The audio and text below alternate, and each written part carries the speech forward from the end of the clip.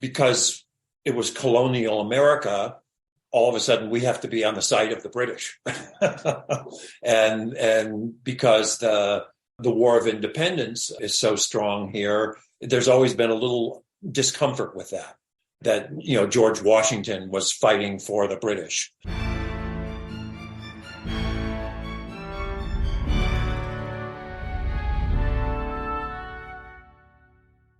Hello and welcome to the Aspects of History podcast. My name is Oliver Webb-Carter and I'm the editor and your host.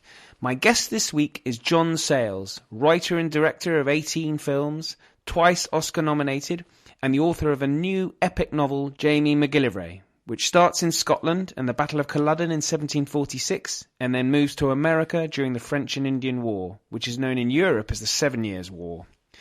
Now, the 7 Years' War, which was between a number of empires and states, but for the purposes of simplicity in this pod, it was France v. Britain, was described by Winston Churchill as the First World War. It really was a global conflict, stretching from America, the West Indies, to West Africa and India.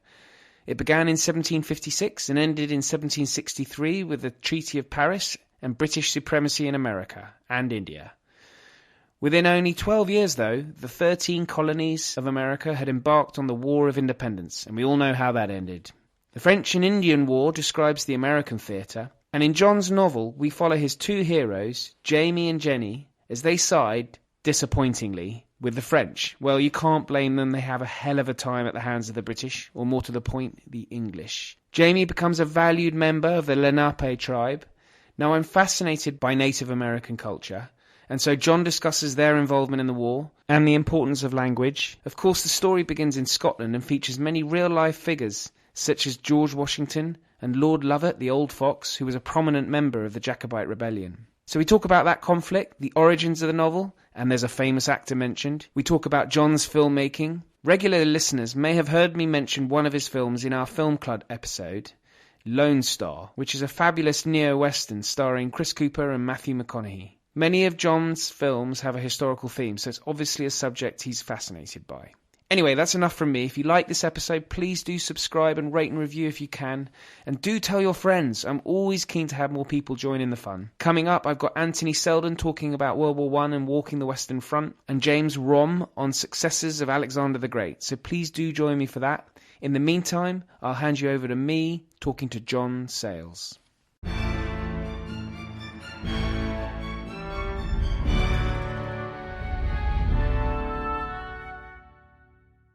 John Sayles, welcome. This is a huge pleasure for me to talk to you. The great John Sayles, filmmaker and novelist. So thank you very much for joining me. Nice to be here.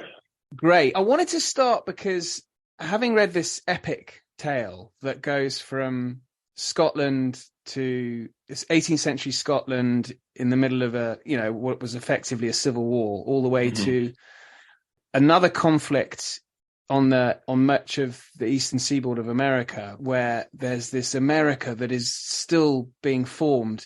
It's the incredible story. But I wondered, is this something you've always wanted to write about, the early days of America? It's something, what happens with American history is what I was fed in the 50s when I was growing up. Starts you off kind of with the legend. And then as you get older, you start to hear other things that may not jibe with what you were originally told.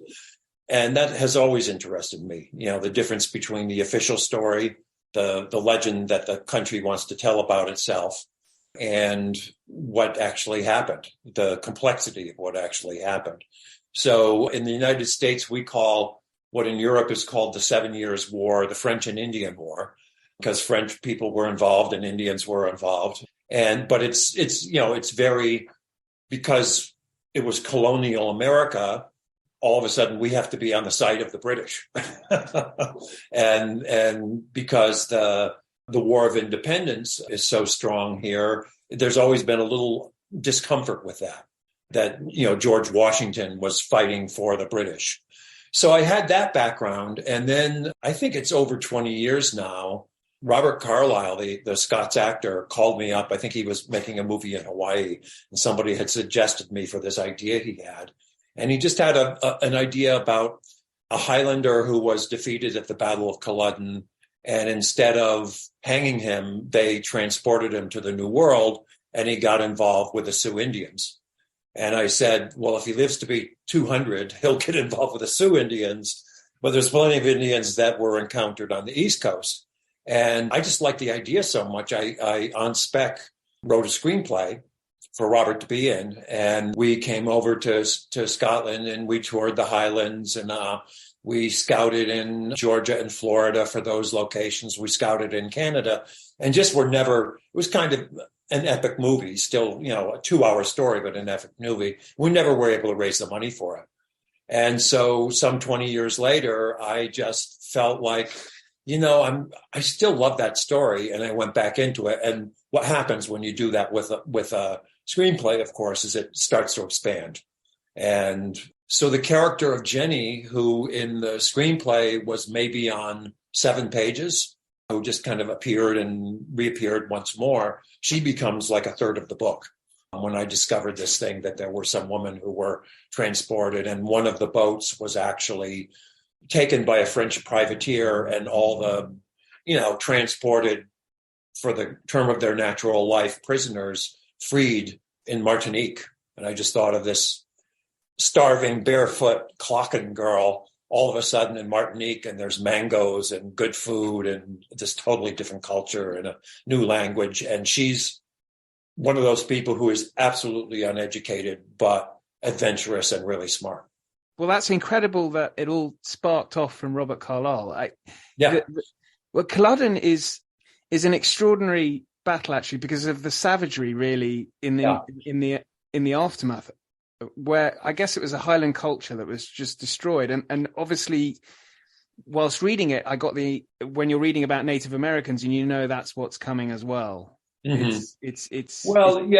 Some of what I was trying to get at in the book is that we grew up in the States, and our history was civilized people came over to this country and encountered savages.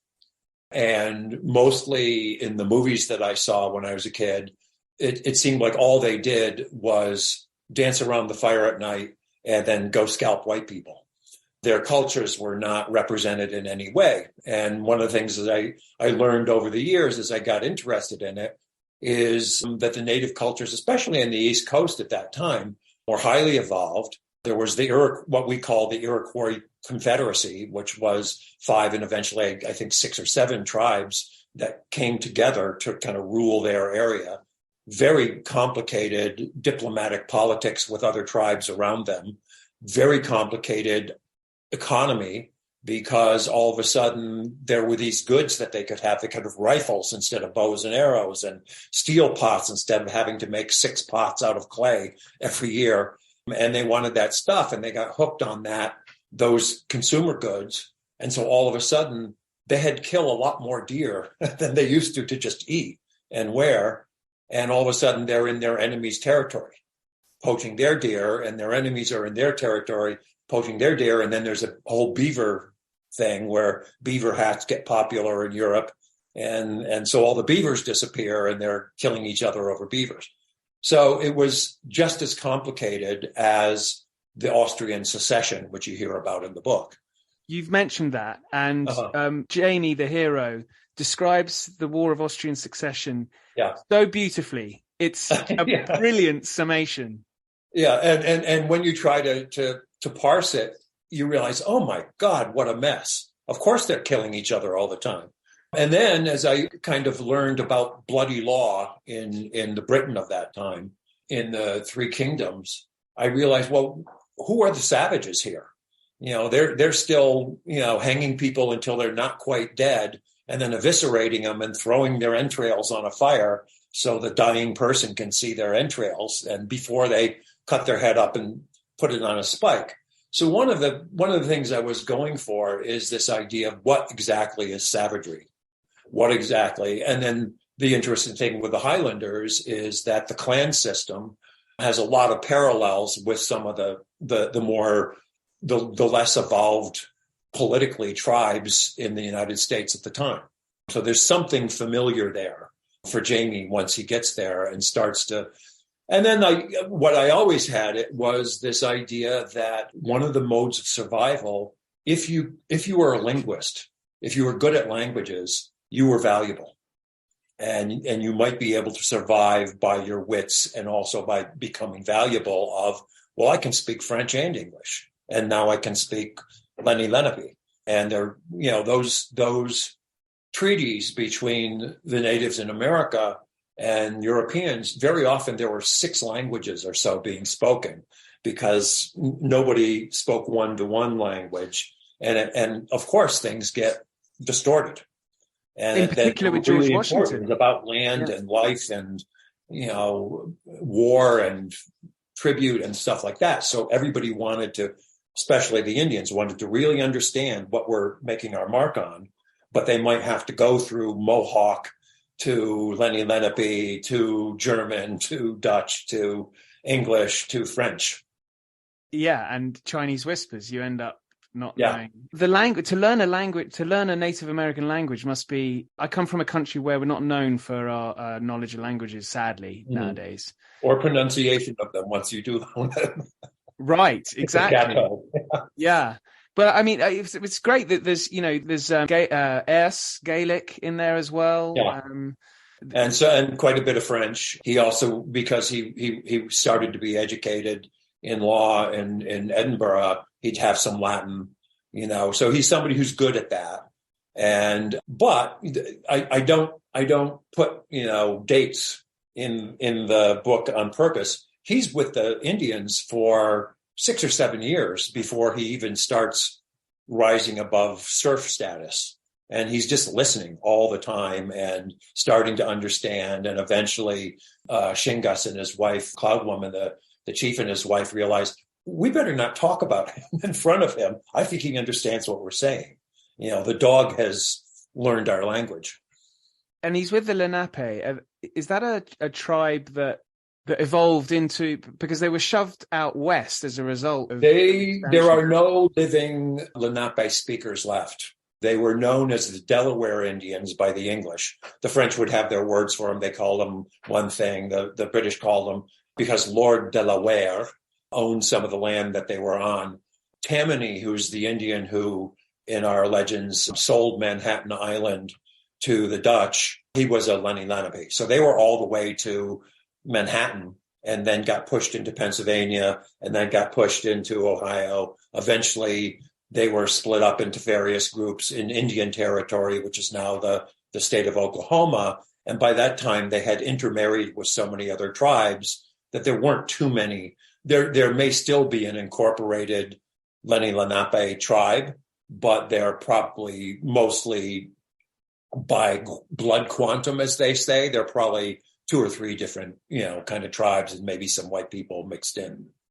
Do you think it was inevitable, once Europeans arrived, the native? Yeah, I think if you think of Europe at the time, there was not a lot of places to go that weren't already spoken for. The feudal system in most countries had left these lords, and you worked on their land. And there was no way you could ever get that land. You couldn't even buy it, until much later.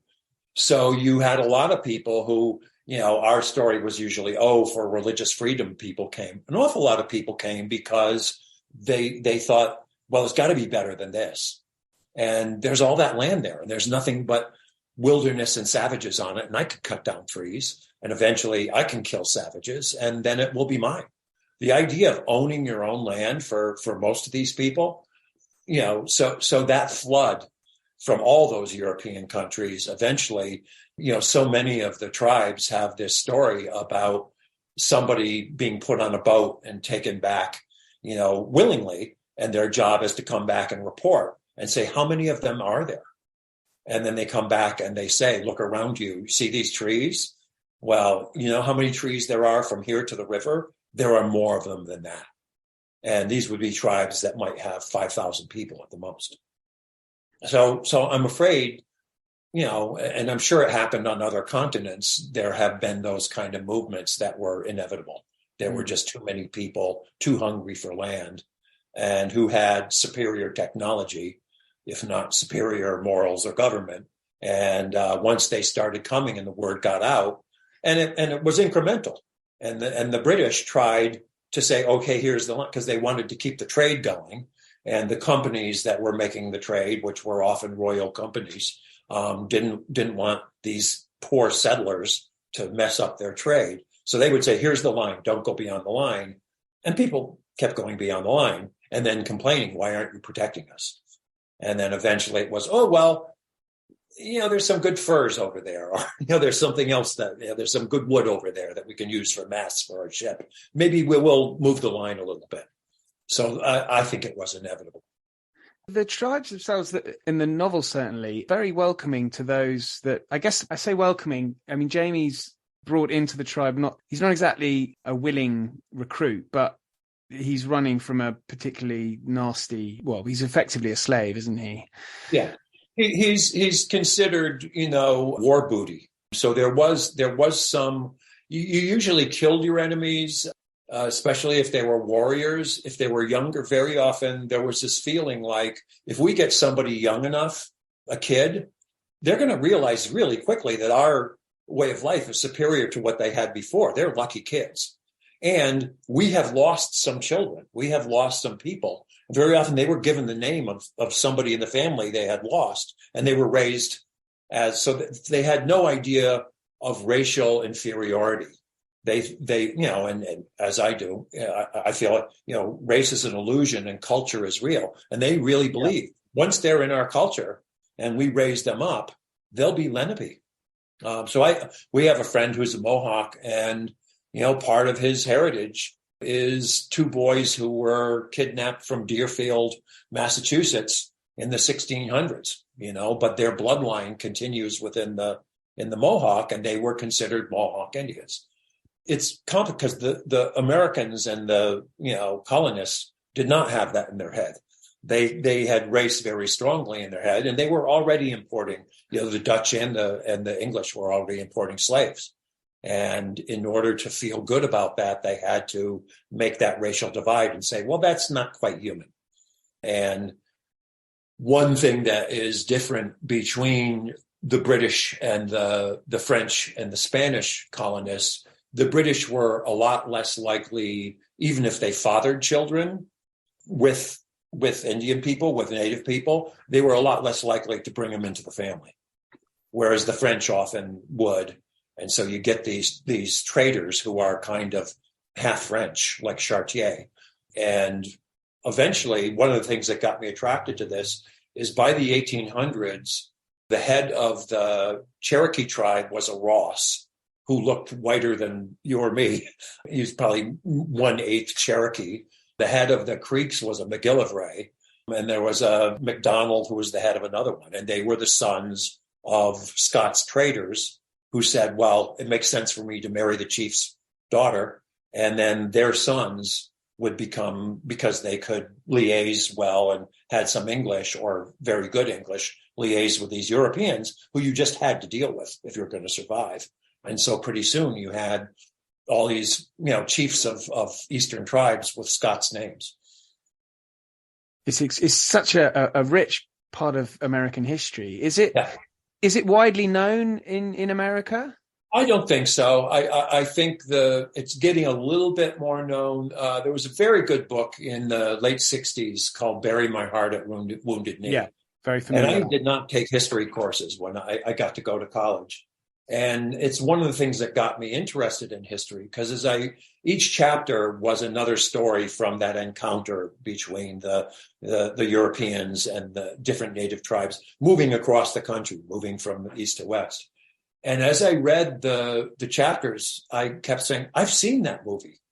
That was Burt Lancaster playing an Indian, or Charles Bronson playing an Indian, or Anthony Quinn playing an Indian. And more importantly, this is a better story than they had in the movie. This is a more complex, but also it's just a better story. And so as I got into it, and I learned a lot as I was doing research, both about what was going on in Scotland and and in London at the time, and Lord Lovat was the last lord executed, but the bloody law kept going for quite a while. It just filled out, and that's why the book is 800 pages. Did you watch the Peter Watkins film on Culloden? Have you seen that? Yes, years and years ago. I've watched it a couple times, and it had there was a show in the 50s called You Are There, which they did that similar thing of interviewing things. And what struck me about it is he got the part of it that was, there were diehard people who really believed in the cause. There were a lot of other people who just, well, the Laird says I got to go. And if I don't go, I'm not going to have any land to till when I come back. It was not, I think the majority of the Jacobites who fought were not Catholic. So it wasn't, the religion wasn't the only thing. A lot of it was, we're Scots. We're occupied. We want to get these people out. But there were an awful lot of people in that battle who had no idea what they were doing or why they were there, really. And I think that, in the case of the British Army, there were a lot of poor people who would rather not have been there, but that was the job they could get.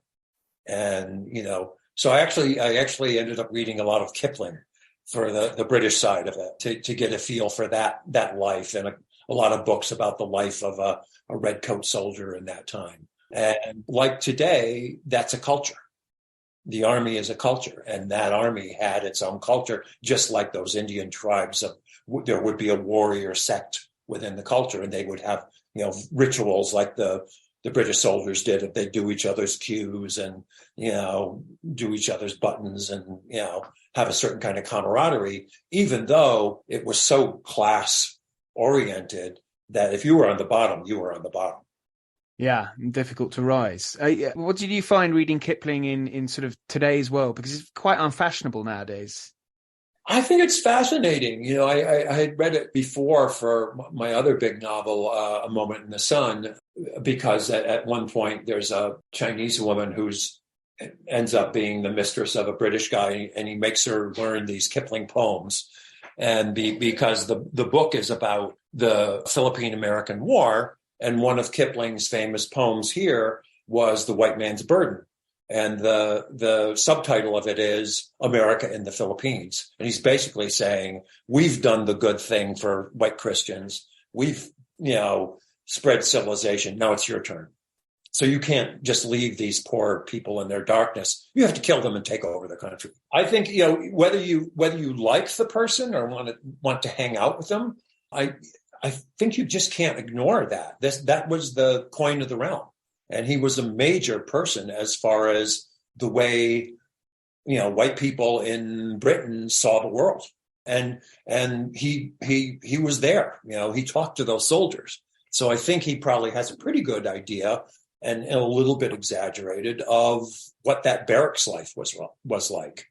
Absolutely. When he puts in a number of his poems, when he puts himself in the mind of a British soldier. Yeah. I mean, I can tell because there's obviously many moments in the novel when you have your men from the ranks, you've put yourself in their minds, and it's just it seemed to capture quite well throughout. There's squaddies throughout who are sent to do a pretty, and it goes through the ages. There was a great cartoon during World War II drawn by Bill Malden of these Willie and Joe, and they were these two dog faces who never shaved, and they're funny.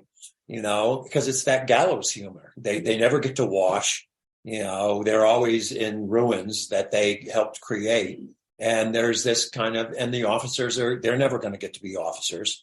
They don't even want to make sergeant because they don't want the responsibility. But there's this, to stay alive and stay human, there's this constant humor. Guys I know who were in Vietnam said the same thing. Is there some, you made these grim jokes all the time. And there was a certain character that I thought Kipling really, captured in those short stories of his. There are a number of quite significant historical figures, but George Washington in the novel makes an appearance. I mean, he kicks the whole bloody war off. He was very ambitious, both as wanting to become a very wealthy squire in Virginia. And these colonies each had their own kind of personality at that time. So the idea that they ever came together, because they had already kind of evolved apart. The Georgia colony started as a penal colony. This colony is Episcopal. This one lets you be whatever you want. This one's Anglican or whatever. he was also militarily, very ambitious. And so he wants to shine and not knowing that he's going to lead a revolution against the British, he wants them to think he's the guy they should go through. And he was a surveyor. He and this friend, Christopher Gist, were always surveying because they were looking to acquire land. So when the Indians encounter him, and there's a very good book that came out just before I started writing that was very, very useful about the length of his career and his interactions with Indians. And he had okay, I'm going to have to deal with them diplomatically, but that doesn't mean I have to tell them the truth. This idea of I'm a little superior and I can trick them. So I'm only going to tell them what I think they need to know to do what I want to do. And he runs into this Tagmarisan, who is also a politician. He happens to be an Iroquois politician, and he's got his own agenda. And that's pretty much what happened to when they killed de Jumonville, is he was being played when he thought he was playing the Indians. And this guy who just hated the French took the opportunity to say, well, I'm going to get these white people killing each other. And if he's going to just take prisoners and they're going to do this crazy European thing of trading prisoners and being honorable and, you have the run of the fort, even though you're a prisoner because you're a gentleman, we'll even loan you some money so you can buy some things from the commissary. That was just not native way. And so he just goes up and he sunk a hatchet in this guy's head. And then all of a sudden, George Washington took him a while to recover from that, because it's like that was not your orders.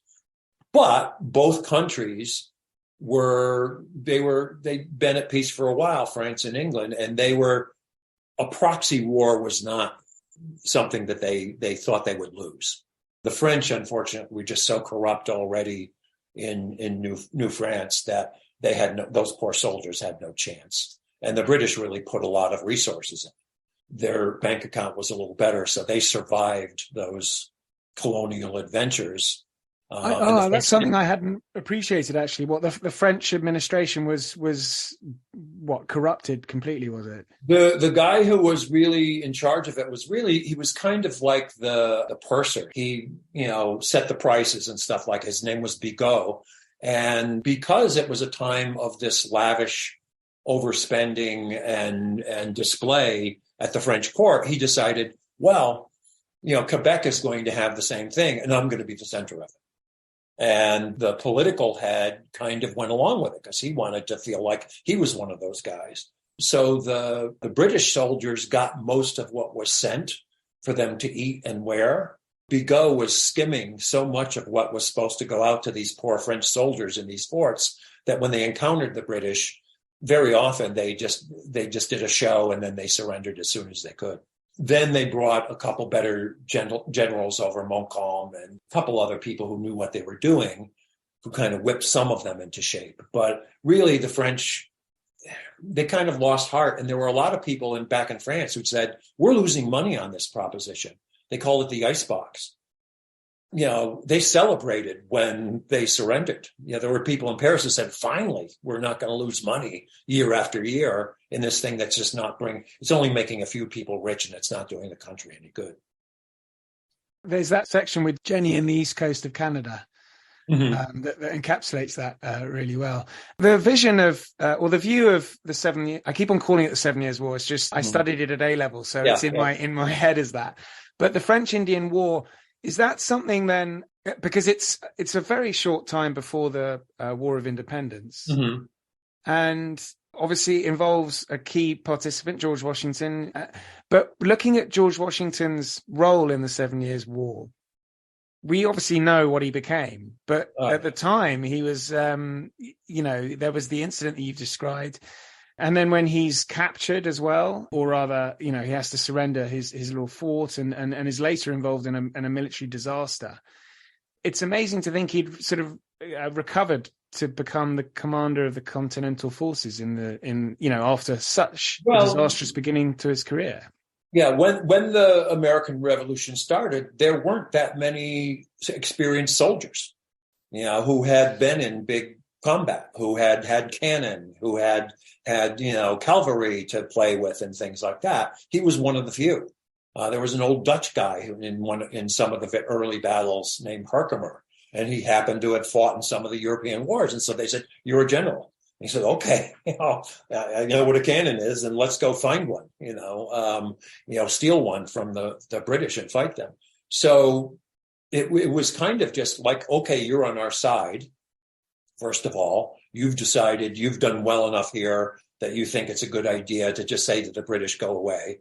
We're fine here. We don't need you anymore. In fact, you're being really annoying, taxing us like crazy, and we could do a lot better without you. And you don't really understand us anymore," which was true. And as I said, he was very ambitious, but also he had a lot of experience. He'd been in what's known here as Braddock's defeat, which was in Britain a huge deal to have that kind of, that size of a defeat overseas. And it was almost accidental. It was just like the timing was bad. And Braddock was not a real combat officer.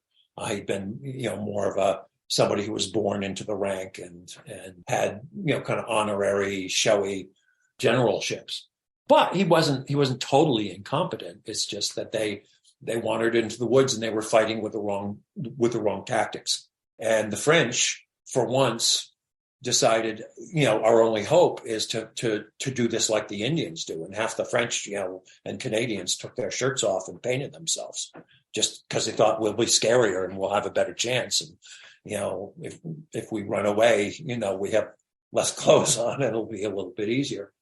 So I think the idea of revolution had not really started in those colonies yet. There were often this idea of, well, our colony is going to be a country, and though our neighbor colonies will trade with them, so there were very ambitious guys there who really were not, thinking revolution. They were thinking, I've got a little kingdom here. I can tell the amount of research you've done, but how long were you, so since you had the idea from Robert Carlyle, were you a little bit of research here, a little bit of there, or did you dedicate yourself to writing this? Is this sort of a lockdown? I think it took me a year to write. Once I decided to do it, I have a rule that because I've written a couple historical things now, I can do 1 week of research on a certain topic, and then I have to write for about a week. Research is fun, you find all that, but it can be a big rabbit hole. And I don't want to lose my momentum on the book. So I'll research a specific thing, and then I'll write a chapter or two. And then I may know I have to go back and do some more detailed research on this. I might need to know more about the weapons they had or a certain thing. But I'm going to go and go into this next chapter. And for that, I need to, I can read in French. So I got some books that were written in the 1700s by French who had just gotten to Martinique. So I might do that for a week, and then I'll come back and I'll write my first couple chapters set in Martinique. But, so it's a back and forth thing. And then you start to read big sections and you say, okay, I'm a little weak on what happened here and I'm a little weak on what happened there. So I feel like you could get lost in research. And then you just find incredible things. When I got to Lovett's trial, there's a transcript of his trial, and you can get it on it's a great scene on Amazon. Yeah. So I just lifted a lot of the dialogue from that because it's so incredible. And what I realized was that his defense barrister, the guy who's defending him, he spends half his time saying, isn't it great that these people failed, and isn't our king wonderful? And I know it was an awful thing, but let's consider, he has to do that because as he's told by the prosecutor, you have to be a little careful how fervently you can't seem to be on this guy's side, even though you're defending him. So did you always have, obviously you're going to know a lot more about the process than I will, but this was originally a screenplay idea. Did you, once it's, and it's a tragedy that it didn't get the funding, but once it hasn't got the funding, is that it? It's gone forever. And then you just have to move on. Unless a series of incredible things happen, now it would make a better miniseries, because it's longer. But you have to be awfully successful to be able to get the amount of money to make a big movie like that would have been. And we just weren't that successful. We never got that hot. And then there's just not that many people making that kind of movie anymore, that big historical kind of movie anymore. Michael Mann got to make, do a remake of The Last of the Mohegans, and that was a very well-made movie. Black Robe was a very good movie. There's been some movies made, but they were usually by people who made, had movies that had gone platinum recently, and they were saying, okay, you can try this. But there is a real prejudice in Hollywood against doing period movies. They're expensive, and if it's not a sequel to something, for instance, a good example is Master and Commander, which is those Patrick O'Brian books, which I have read all of and really enjoyed. If that had done better at the box office, they would have brought those people back. They had the boat, they had the costumes, and they used 2 novels, I think, to stitch that together, but it just didn't make enough money. So it gets more likely that I might be able to make a movie for $2 million than 20. And this would probably, this now would probably cost 50 or something like that. That's just not going to happen. One thing that I think does happen, though, is the processes are so different that it doesn't seem like I'm repeating myself when I write a novel out of it. For instance, a very basic thing, which is in the movie, people would speak their language. We would have to get people to learn Lenape from tapes and do their dialogue, and then you see subtitles. So the audience would be in on what they were saying, like they're in the book. In the book, I had to come up with strategy of how are we going to absorb all these different languages. And so what I finally came up with, instead of having Indians trying to speak English, which they, at this point, the Lenape really didn't very much, when he's talking in Lenape with them, it's just very straight dialogue with no quotations. You're basically getting subtitles from them that are very simple, and because they don't sound very smart when they're trying to speak English, and they tend to sound a little poetic because they had more in their language. They didn't have a lot of abstract terms. So if you're having contention and difficulty between each other, a tree has fallen across our path, which is very poetic, but it can get to a little italic-y. So I cut down on that. And then the same thing with the amount of untranslated French that I use is I just realized, okay, this is about a woman who nobody is speaking her language around her. She's lost at first. So she's going to be hearing both the lieutenant's French and Creole French from Amélie. How am I going to do that? Well, I'm going to have real French, but usually what I say in English afterward is going to explain what was just said, or it's got, explosif, and works for Spanish or whatever. You use, one of those words that you can kind of say, oh, I bet that's the same word we have. So you really have to rethink how you tell the story. And it's that, and the fact that when you make a movie, you have all these helpers who have skills that you don't have. When you write a book, it's just you. But at the same time, if you want the sun to shine, the sun is shining, which on a movie set doesn't happen. I mean, because you've written so many screenplays, haven't you? Mm-hmm. It's over 100 now, yeah. So the process, I guess, it's more time consuming. Well, obviously a novel like this is 800 odd pages, but.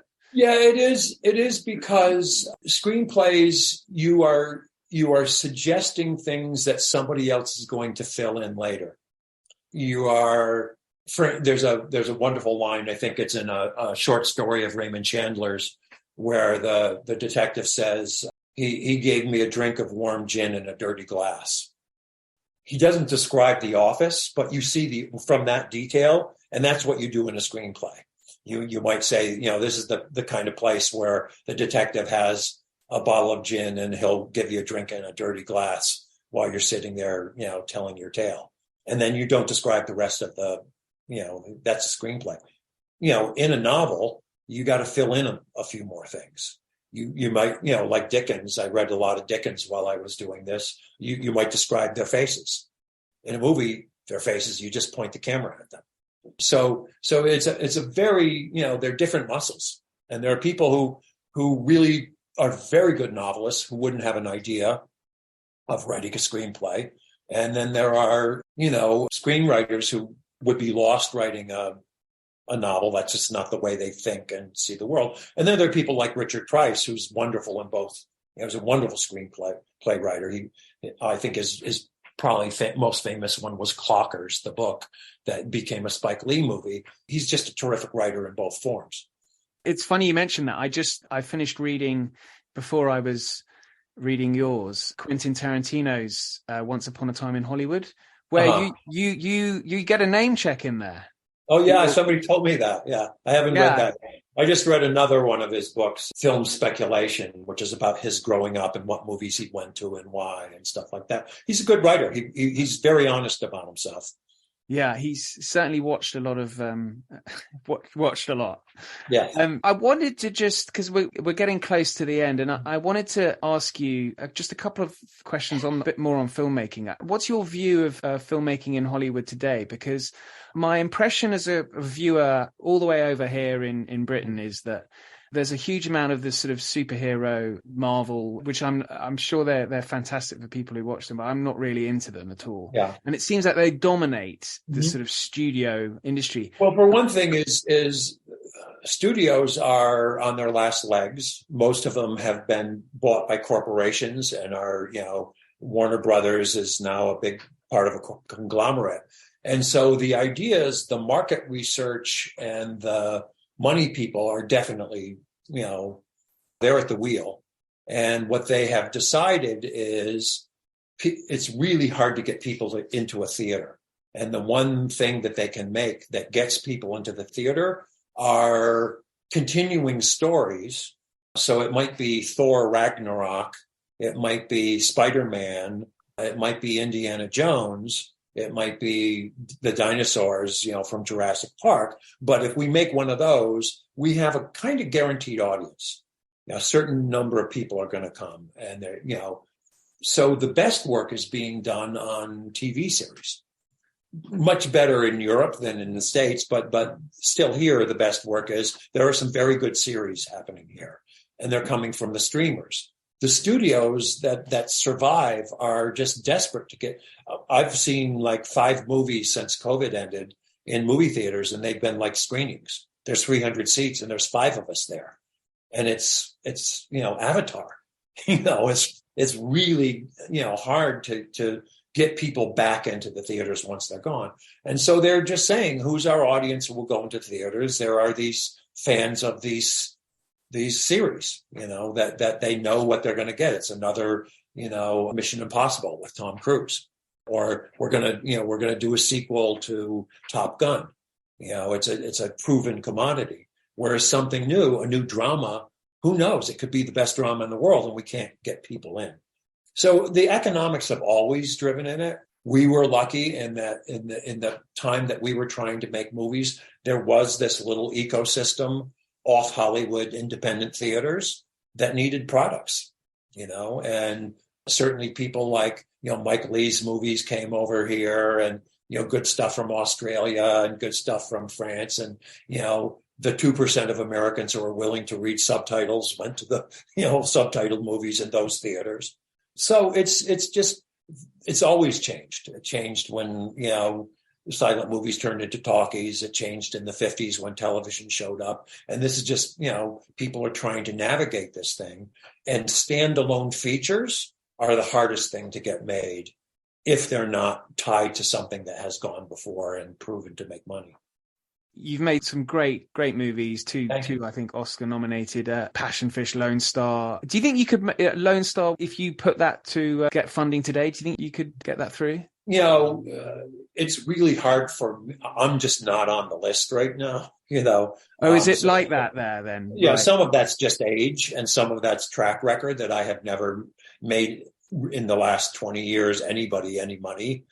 Things might have done well, but not, if you make $2 million for people, they're not interested in Hollywood.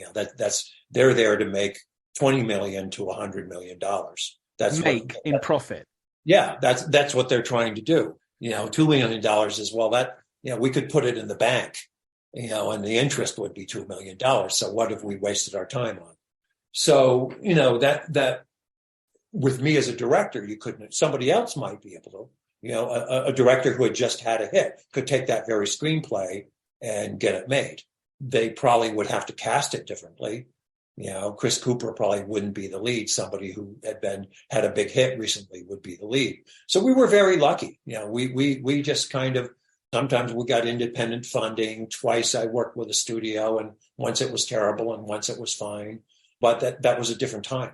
I was doing a little bit of research, and I ended up down a rabbit hole on YouTube. And I learned that perhaps you were writing a screenplay for Jurassic Park 4. Is that right? Yeah, that was fun. I had worked when I first started coming out to Hollywood and working for the movies for Steven Spielberg on another screenplay that never got made. And then they brought me in, and they had made 3 of the Jurassic Park movies.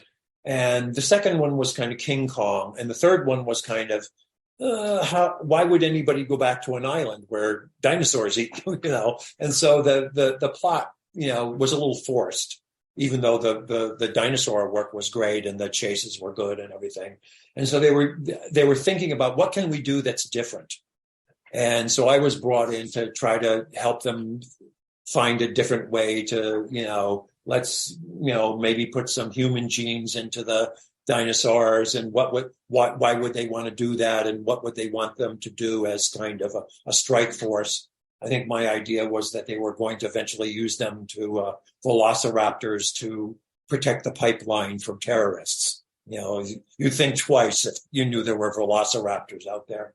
And finally, I think what happened is they just weren't quite, they're expensive movies. I don't know if we're going to go with this. And then I think they realized, there's a whole audience that we haven't gone back to the island for like 12 or 14 years.